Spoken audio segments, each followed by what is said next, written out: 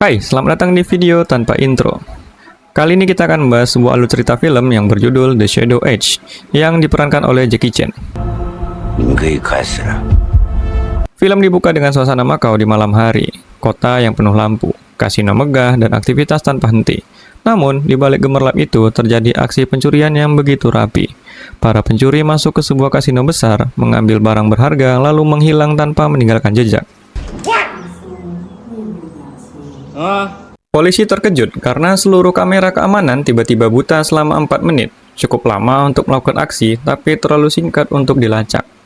Semua orang sepakat, ini bukan kejahatan biasa. Seseorang dengan kemampuan pengawasan tingkat tinggi sedang bermain dari belakang layar.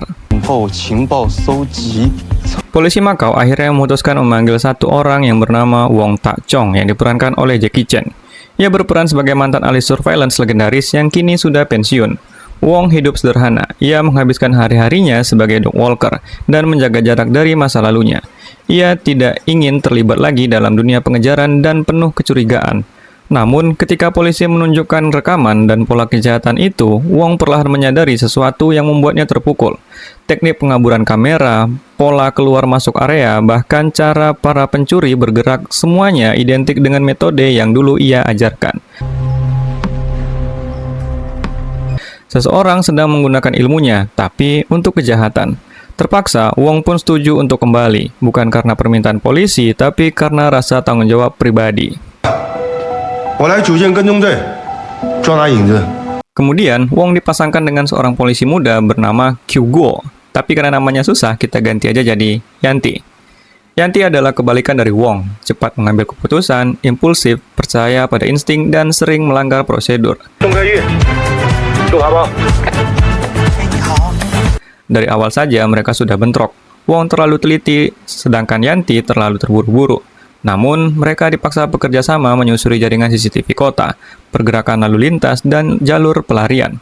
Wong memperlihatkan cara kerja yang sangat metodis. Kalau ingin mencari hantu, jadilah lebih suci dari hantu itu sendiri. Dari sinilah kerjasama mereka mulai terbentuk. Wong menemukan pola aneh. Para pencuri selalu memilih area yang bertumpang tindih secara visual. Mereka memanfaatkan titik buta dari sistem kota. Mereka membuat kesalahan kecil yang terlihat disengaja, seolah mengirim pesan. Semakin Wong meneliti, semakin ia merasa pelakunya adalah seseorang yang sangat mengenalnya. Di suatu lokasi kejadian, Wong menemukan tanda kecil yang hanya punya satu makna bagi dirinya. Sebuah kode internal, seperti pesan pribadi yang menyiratkan, "Aku ada di sini." Wong makin yakin, ini bukan kebetulan, ini adalah sebuah tantangan. Yanti kemudian memperkenalkan Wong pada sosok yang dicurigai sebagai dalang. Sebenarnya nama aslinya adalah Liu, tapi karena susah disebut, kita sebut aja dia sebagai Yanto. Yanto adalah mantan pasukan khusus yang terkenal kejam, dan ahli dalam pertarungan jarak dekat menggunakan pisau. Ia juga ahli dalam algoritma pengawasan, AI prediksi pergerakan polisi, jaringan hacker, serta tim lapangan yang disiplin. Di antara semua itu, ada satu pria yang paling berbahaya, yaitu seorang murid lama Wong yang kini menjadi bayangannya si Yanto. Namun, murid itu tak langsung disebutkan, tapi Wong mengenalinya dari gaya ia bekerja. Wong dan Yanti mencoba membuat jebakan digital. Mereka memanipulasi kamera kota untuk memancing kelompok pencuri masuk ke area tertentu. Wong menyiapkan skenario yang menurutnya sempurna. Jalur keluar sudah diputus, kamera diam-diam dipantau, tim polisi mengintai dari jarak aman. Tapi, apa yang terjadi? Sindikat Yanto sudah memprediksi semuanya. Mereka sudah mematikan seluruh sistem lewat malware canggih. Kamera mati, GPS mati, bahkan radio sudah diintervensi. Dalam hitungan detik, seluruh operasi Wong runtuh. Para pencuri kabur tanpa bekas.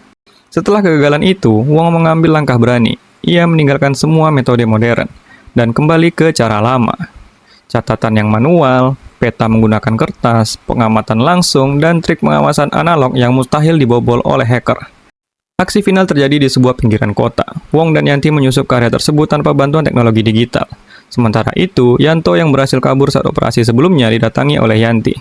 Yanto langsung menyadari kedatangan Yanti lalu mendatanginya. Yanti sempat berpura-pura tidak mengenali Yanto karena takut penyamarannya gagal. Sambil mengulur waktu, Yanti terus mengalihkan pembicaraan menunggu Wong datang beserta tim kepolisian. Belum sempat Wong datang, Yanti dicekik sampai pingsan. Kemudian, disinilah pertarungan epik antara Wong dan Yanto terjadi. Pertarungan jarak dekat yang sangat brutal. Yanto menggunakan pisaunya untuk menghabisi Wong. Wong mencoba menangkis menggunakan sebuah kain. Keduanya saling bertukar pukulan. Akhirnya, Wong kalah dengan luka bagian leher, namun tidak fatal. Ambulans datang menyelamatkan Wong, dan Yanto berhasil kabur. Yanti yang sudah sadar dari pingsannya langsung bergerak mengejar Yanto. Wong juga membantu membimbing Yanti dengan sisa tenaganya. Ia memberikan arahannya agar tetap tenang supaya bisa mengenali Yanto yang sedang bersembunyi di keramaian. Setelah Yanti berhasil menemukan Yanto, ia langsung mengikutinya. Sebuah jebakan dipasang dan disusun sebaik mungkin. Yanto terbuat tersudut dan terkepung. Ia tidak mungkin lagi melawan karena luka parah akibat pertarungan terakhir dengan Wong. Akhirnya, Yanto berhasil ditangkap oleh Yanti dan tim polisi. Di akhir cerita, Wong mengatakan akan kembali ke masa pensiunnya karena sudah mengajari semua yang ia tahu dan mempercayakan masa depan kepada penerusnya. Cerita pun berakhir. Jadi, gimana menurut kamu film terbaru dari Jackie Chan ini? Kalau menurut aku pribadi, ini film yang sangat bagus dan recommended untuk ditonton. Oke, mungkin itu aja untuk video kali ini. Kita bertemu di video selanjutnya. See you next time. Bye-bye.